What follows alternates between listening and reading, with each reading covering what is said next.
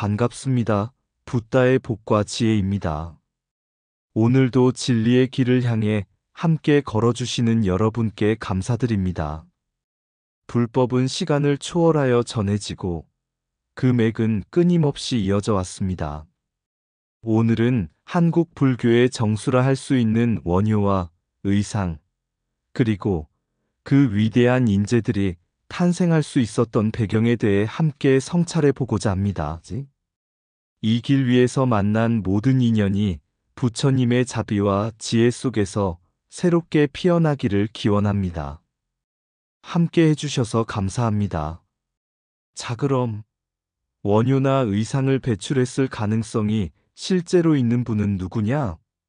그 여정을 함께 해볼까요? 등불을 전하는 자, 등불을 밝히는 자. 옛날 신라의 어느 고찰에서 젊은 스님 두 사람이 나란히 앉아 수행 중이었습니다. 한 스님은 묻습니다.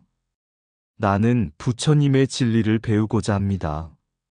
그런데 나의 스승은 이미 열반에 드셨고 직접 가르침을 받지 못했으니 어떻게 불법을 이을 수 있겠습니까?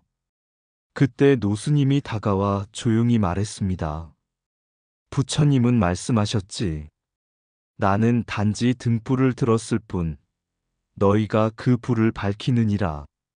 진리는 스승의 입에서 나오는 것이 아니라 그 가르침을 갈망하는 그대의 마음 속에서 피어난다네.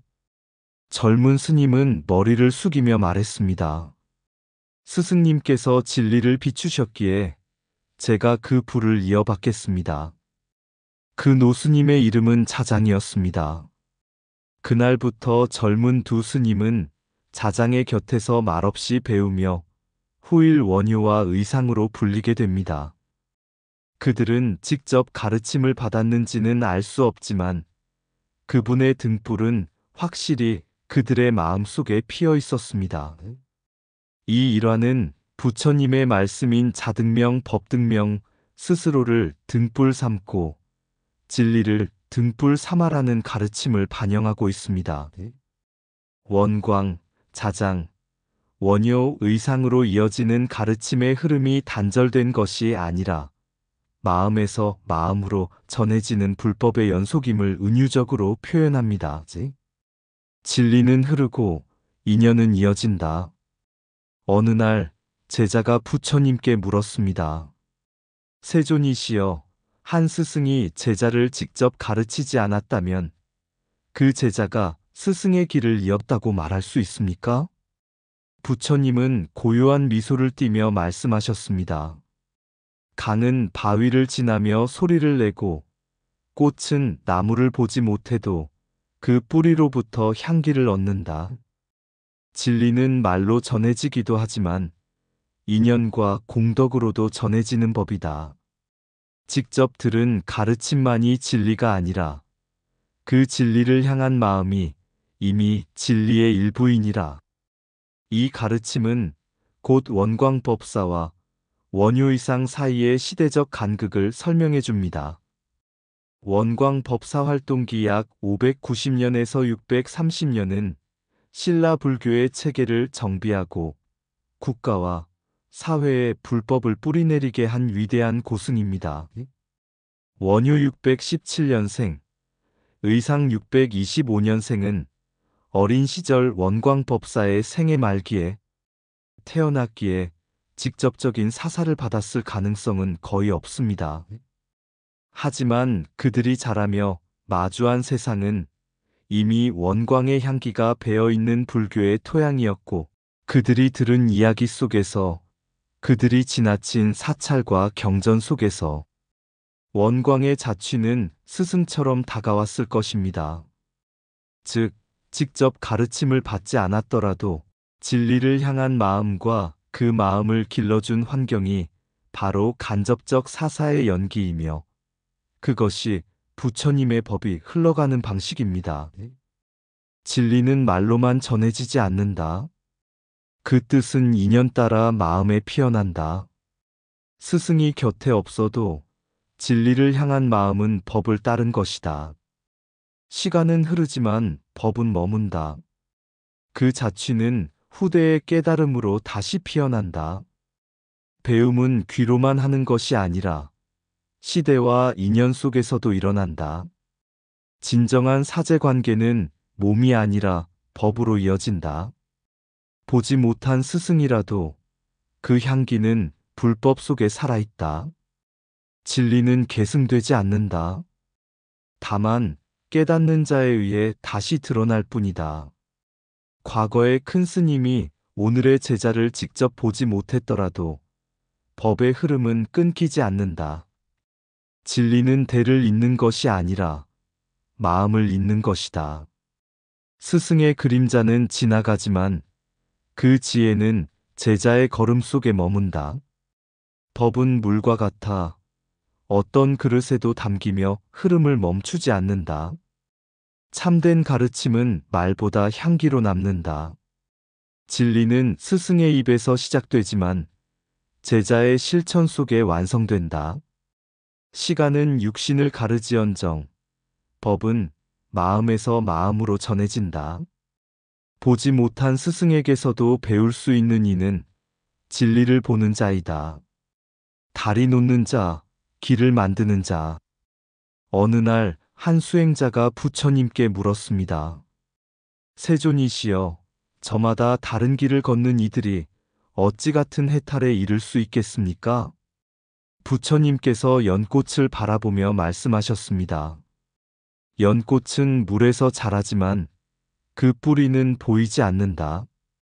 계율을 지키는 이는 뿌리를 내리는 자요. 진리를 전하는 이는 다리를 놓는 자이다.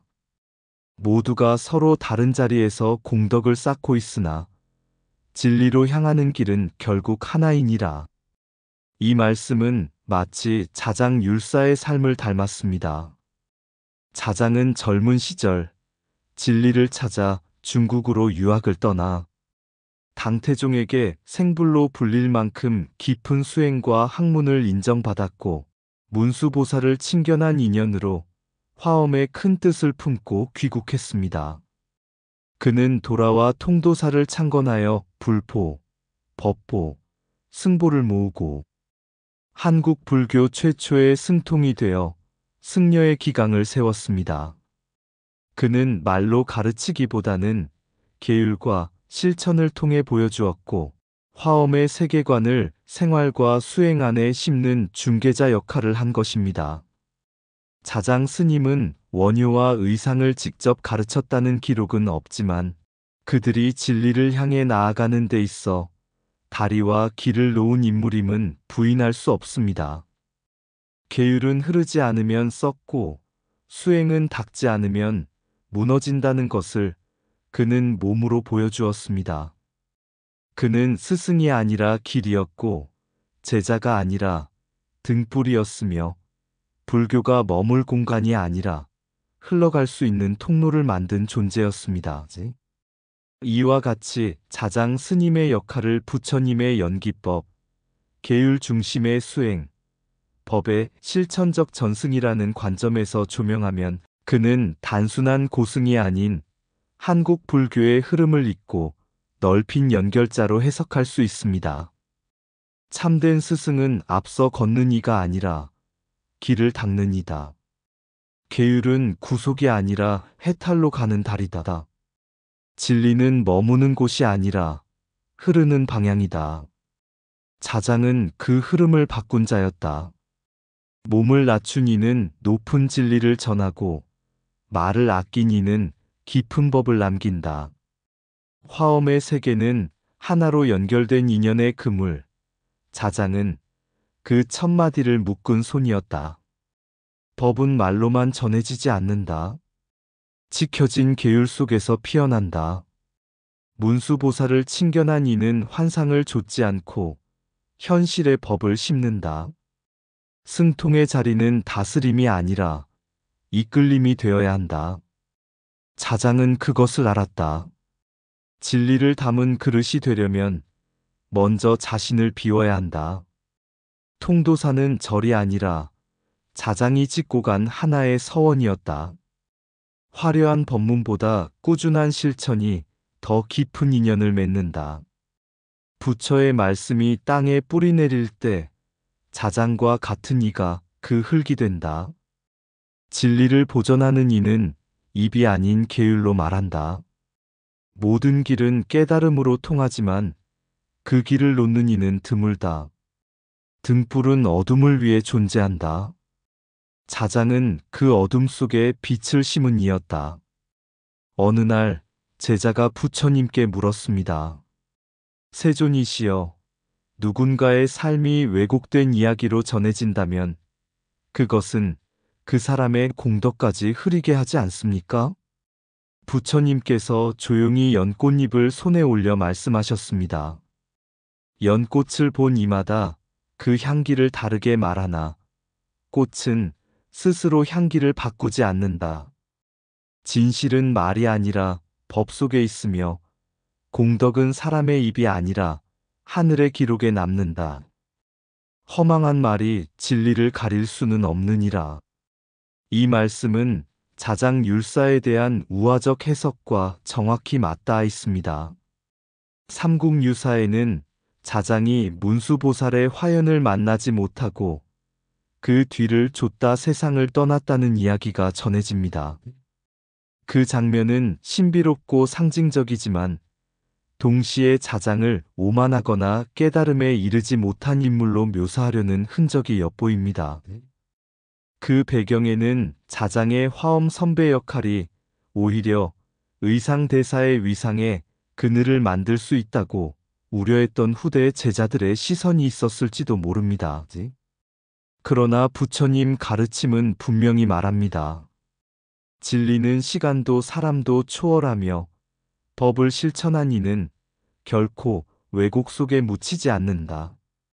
자장은 중국에서 문수보살을 친견하고 돌아와 화엄사상, 계율, 통도사의 창건, 승통제도 정비 등으로 불교 제도의 틀을 닦은 인물이었습니다. 그가 진리를 전한 방식은 신비가 아니라 실천, 우화가 아니라 공덕, 드러남보다 드러나지 않음의 미덕이었습니다. 즉, 우화는 상징일 뿐이며 진리의 가치는 그 사람의 말년에 있지 않고 그가 닦아놓은 길 위에 있다는 것. 이것이 부처님의 가르침으로 다시 조명되는 자장의 진짜 모습입니다. 진실은 말로 지어지지 않고 실천으로 새겨진다. 허망한 우화가 잠시 빛을 가릴 수는 있어도 공덕의 태양은 지지 않는다. 진리는 기억 속에 있는 것이 아니라 남겨진 길 위에 존재한다. 거룩함은 전설로 꾸며지기보다 행동으로 증명된다. 말로 드러난 것이 전부였다면 부처님은 침묵하시지 않았을 것이다. 역사가 왜곡될 수는 있어도 법은 속이지 않는다.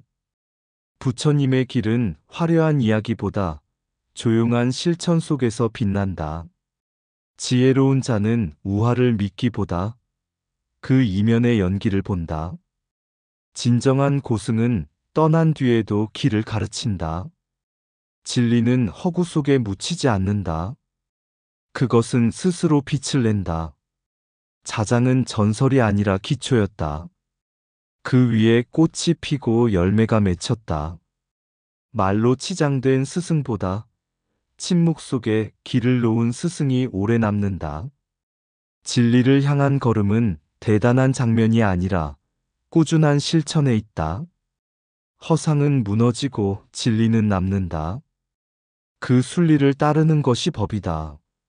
진리 앞에서 가장 위대한 언어는 겸손한 침묵이다. 진리는 스승보다 길고 이름보다 깊다. 부처님께서는 말씀하셨습니다. 진리는 한 사람에게 속하지 않으며 이름에 머물지 않는다. 그것은 인연 따라 흐르고 실천 따라 꽃피나니라. 원광은 위대한 시작을 열었고 자장은 그 길을 다지고 넓혔으며 원효와 의상은 그 위에 진리의 꽃을 피웠습니다. 비록 직접 사제 관계는 아니었을지라도 법은 마음을 따라 전해졌고 진리는 인연을 따라 흘러갔습니다. 자장은 말하지 않았지만 몸으로 가르쳤고 그 가르침은 말보다 더 길게 후세에 남았습니다. 우리는 때로 스승을 눈에 보이는 존재로만 여기지만 진짜 스승은 마음속 불을 밝히는 인연이며 그 인연은 시간과 공간, 생사를 초월하여 우리에게 닿아옵니다. 오늘 우리가 묻는 질문, 원효와 의상을 길러낸 이는 누구였는가? 라는 말은 사실 진리란 무엇이 전해지고 이어지는가에 대한 더 큰 질문입니다. 그리고 그 답은 부처님의 말씀 속에 이미 담겨 있습니다. 자등명, 법등명, 스스로를 등불 삼고 진리를 등불 삼아 나아가라. 오늘의 이야기가 여러분 마음속에도 하나의 등불이 되기를 바라며 함께 해주셔서 진심으로 감사합니다. 그 빛은 전해졌네. 자장율사 그 이름은 진리의 불꽃을 품고 있었네. 원광의 뜻 멀어졌을 때 누가 등불을 이어받았는가? 의상도 원효도 어린 나날 거장 곁에 서기엔 이른 시절. 그러나 진리는 강물처럼 보이지 않는 손에 전해지네. 계율을 지키며 불심을 새긴 자장, 그 이름은 스승의 울림. 화엄의 진리를 깊이 품고 묵묵히 길을 닦아가셨도다. 누가 진정 깨우침을 주었는가? 자장 그분 스승이었을지니. 함부로 불릴 이름 아니건만 마음속 문수의 빛을 담았네. 우화의 그림자 거두어내고 참된 뜻 다시 바라볼 때 그 이름을, 그 법을 잇는 자, 부처님의 길을 따라가리. 이 시는 원효나 의상을 배출했을 가능성이 실제로 있는 분은 누구냐?